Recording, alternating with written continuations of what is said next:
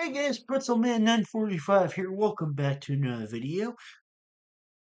And welcome to every anime that I watched in fall season of 2025. Um, I've been looking forward to making this video because it's not like an exact date type thing, but um 1 year ago in fall of 2024 was when I first started following anime seasonally, so it's officially been a full year of me doing that, which I think is a very cool thing because I feel like I've um discovered a ton of really cool shows, which will be reflected in my top 10 of the year, which I'm going to record literally directly after this.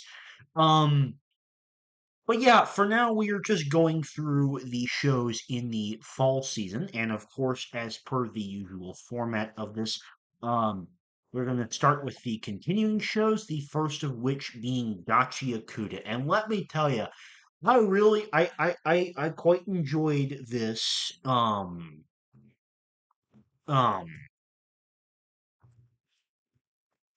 Sorry, I was just looking at something real quick. Yeah, okay. Um, I will talk about what I was looking at in a little while.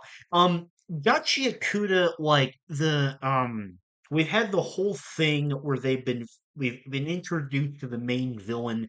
They're fighting him inside the imitation Crash Beast, and there's just been a lot of like people revealing crazy powers, and we've learned about the Watchmen series. I'm very curious to see where that goes. There was that fantastic episode of Amon's backstory, which is just probably the best episode of Gachiakuta there's been so far. Um, this anime is cooking. There's two episodes left. That's the case with a lot of these. From when I'm recording this. Um, yeah, Gachi Akuta is absolutely cooking. I'm very happy it was a 24 episode show. I really hope that future seasons are like that as well, and I can't wait for the next few episodes and a season two whenever that comes out, because Bones has been doing an excellent job with that. It's just been very good, very fun shonen show. Also continuing, which also has two episodes left, is Futari Solo Camp, and this has still been a good show, although admittedly I've kind of found myself liking it a little bit less, just because it sort of feels like it's kind of lost its focus on camping, and just a tiny bit. This is a pretty minor nitpick because I do like the show, but I am kind of lowering my score on it than I was a little bit ago, but that's because I'm just not as big a fan of the frankly ridiculous amount of melodramatic romantic stuff in here, like Shizuku and Yui all fighting for Gen. It just kind of it's just strange. Like, I didn't really mind it when it was just Shizuku doing it, but now that there's like the whole love triangle thing, I don't like love triangles. And I mean, um, I think it's a good show still, but it's definitely kind of soured my opinion on it a little bit. Um, but I have still been enjoying it, just not as much as I was. Now starting the actual shows that began airing, we have Dusk Beyond the End of the World, which is an anime original created by TA Work, and it's about basically like it's post-apocalyptic, and there's this organization called Owell, which like is controlling all the knowledge, and there's a whole like prequel episode zero, which kind of explains that like um this adopted brother and sister end up actually falling in love, and have a sweet romance for the kind of thing that it is. And then he ends up dying, and I think that was the end of episode zero. And then it flashes forward like or maybe the guy Akira ends up dying.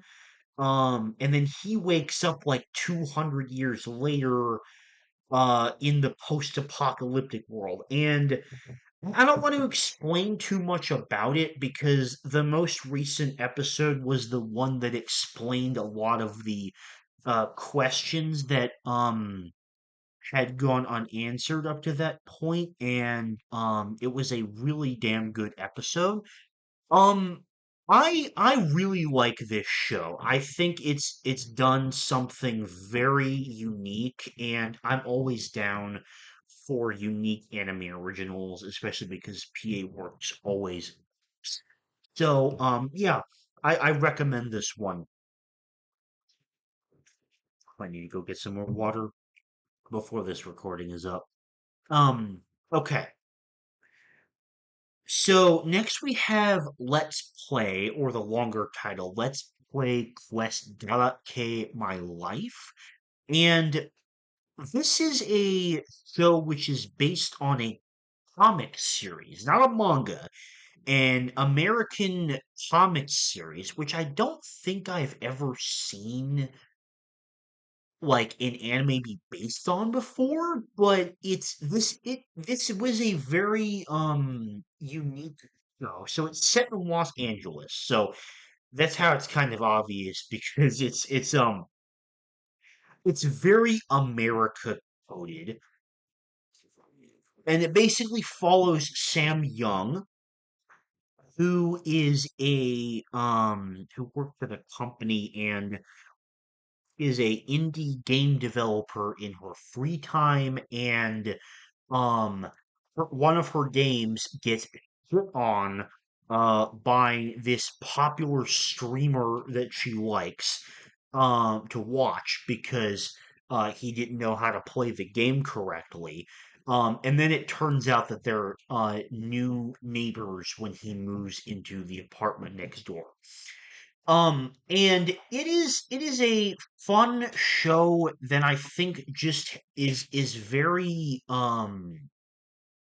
realistic with a lot of its character depictions, which is something that I really appreciate.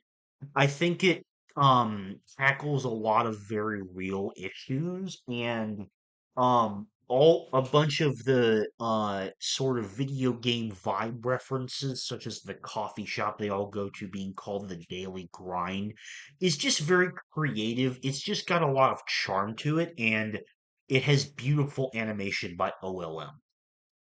Um Next we have Mechanical Marie, which is a show about a human that gets hired as a maid bodyguard that needs to pretend to be a robot. Um and there's like some romantic tension there, and I've enjoyed this overall. It's made me laugh a few times. Pretty solid show, I would say. Oh boy, the next one is the next one, hands down, is my best of the season. Like not not even close. You will tell by how highly this ranks in the seasonal or Anime of the Year list. MHA final season. Oh man. Oh man. Where do I even start with this? Fucking hell. Um, This is just peak. Every single episode has been better than the last. Um, All Might has had like incredible moments. Just he's been so fucking clutch in so many ways. All for One has had amazing character development, and same thing with Shigaraki. And the conclusion to both of their characters was just absolutely fantastic. Deku and the evolution of One for All has been incredible, and um the final fight between them was just so good, and then all the classmates helping out to fight the sort of shattered bits of All for One and Chigaraki's body was just incredible. And Bakugo actually did something, which is quite an achievement because I used to not really like Bakugo. Now I just kind of think I still think he's a mid as fuck character, but I don't hate him as much as I used to because he actually had some good moments. But I stand by my opinions on not liking the way his character develops, but he had some damn good moments in this final season. Um, and oh yeah, just all the animation too. Like man, I can't believe Bones has been airing this and Gachi Yakuta in the same damn season. Like Bones has been fucking hooking, dude. Like just hooking. Oh man, they're doing such good work. Um, um. Speaking of seasons, next seasons I was looking forward to. That's generally been a theme with this season, and one of those examples I very much enjoyed. Actually, in a way, a little bit better even than the first season is the second season of Ranma Half remake. Um, Once again, for context, I have not seen the original one from the 80s, but I decided to watch the remake when that premiered in fall season last year. And I really enjoyed it. It's sort of the exact opposite thing that I would expect Mappa to animate, but it looks beautiful. The character designs have so much charm, and um from what I've heard a lot of people say, it's a very faithful adaptation. I can certainly believe that. Um, the fighting in it, because it's like a shoujo fighting thing, it partly is really good, and then the rom-com aspects are also just great because it's just really charming and a hilarious show.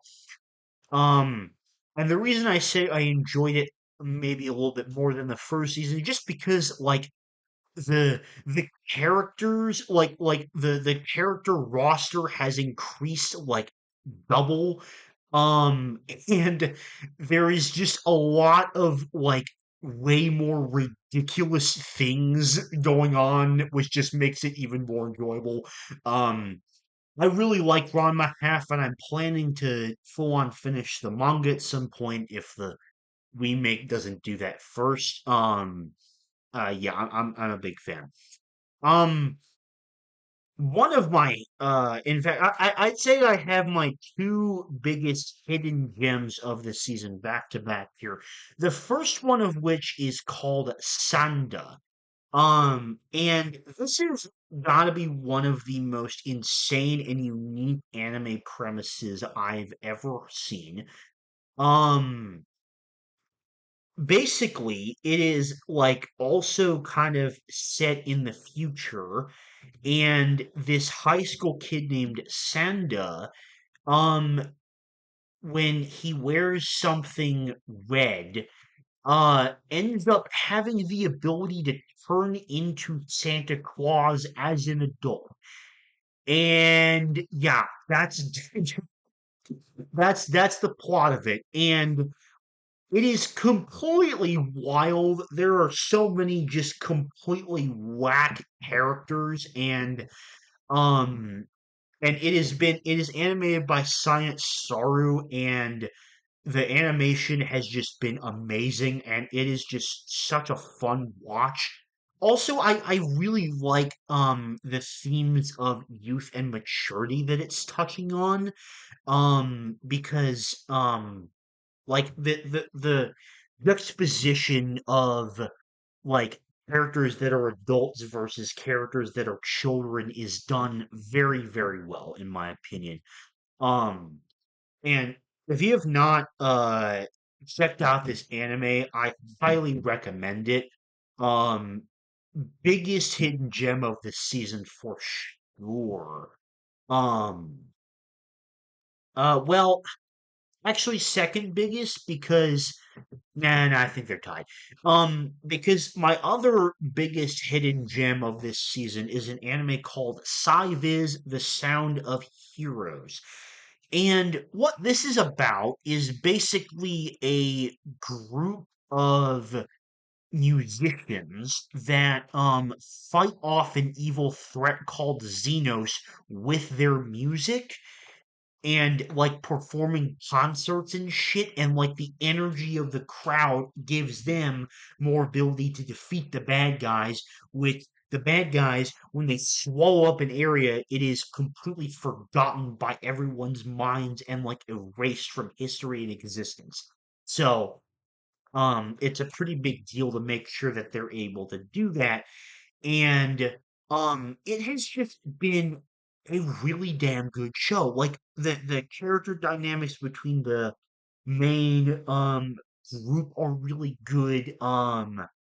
There has been new lore to what Xenos is, and the fact that there's intelligent beings in it, so it's not like this baseless evil threat that um I thought it was, and it has and just the concept is so cool and the music is amazing, and also this has my favorite opening of the season. It is such a fucking banger.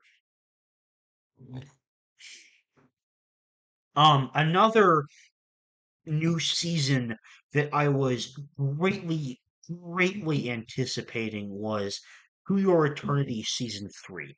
Now, I watched To Your Eternity for the first time earlier this year back in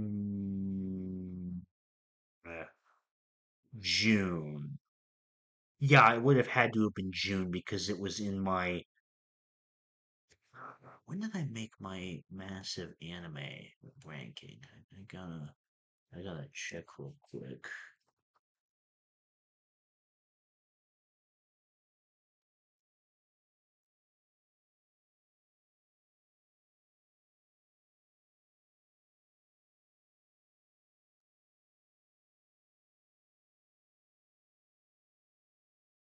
Yeah. June 24th. So, okay, yeah. So I did watch this show in June. And quite frankly, if you have not seen To Your Eternity, it is a fucking masterpiece. Um, now season 3, I think, is very good. Like very good. I think that the idea of setting it in quote unquote modern day is really interesting. And it was not, I honestly had no idea of the direction that they were going to take with this show, but I really like the direction that they did take with it because the whole idea and image of living in peace, it's such a unique idea after the full-on war arc that was like the back half of season 2. And then, like, finding out that this piece is sort of fake because of the fact that the knockers actually exist, and the way that has contributed to Fushi's development and his connection to a bunch of other characters, um, has just been amazing writing as always. Um, I would only say that this season so far has not quite reached the emotional heights of seasons 1 or 2, but it is still very good. And to be honest, like reaching the peaks of season two, I especially which I rated a 10 out of 10 on Mal, which I don't do with very many shows. Especially in particular certain seasons. Like it's very rare that I've given not both seasons a 10 out of 10, like just a 9 and then a 10. But To Your Eternity season two is just something else, dude. Um, and season three has not quite hit those peaks. There's a chance it could. It is not yet, but it's still very good in my opinion. Like I would still give it an easy 8.5 out of 10, based on what's been out so far. And it is continuing into the next season, which I am extremely excited about. So there is definitely a chance that it can uh level up that score for sure. Um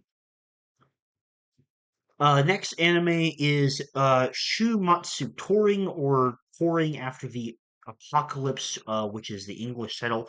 A lot of post-apocalyptic anime this season, which I'm not complaining about. I like that as a trope.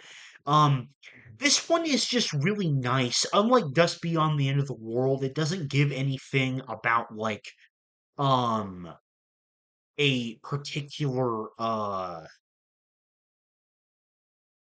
it doesn't really give any lore about like the apocalypse that happened. It just shows like this abandoned Japan that it's very similar actually to Apocalypse Hotel, but obviously a different kind of show. Because it's just two girls that are best friends touring around on motorbike. Um and just like looking at cool stuff, making friends, and it's just a sweet, charming show that when I saw the description for it, I was like, this is immediately up my alley. I really like it. Next show is One Dance, and this is a fun, unique show where it's like a romance sport thing, but it's like focused on dancing specifically. And the dancing element is really cool and I like the chemistry that the two leads have so far. Um the only thing that really stinks about it, especially because this is a Madhouse anime too, is like for some reason the dancing, which should be the coolest part, was animated in 3D and the 3D looked pretty fucking bad. um so yeah. Um it is a good show, but I'm not a fan of the way that the animation was done. Okay, Cat's Eye. So this is a remake of a 1995 show, as I understand this. The second one of these that we've gotten this year that I watched. And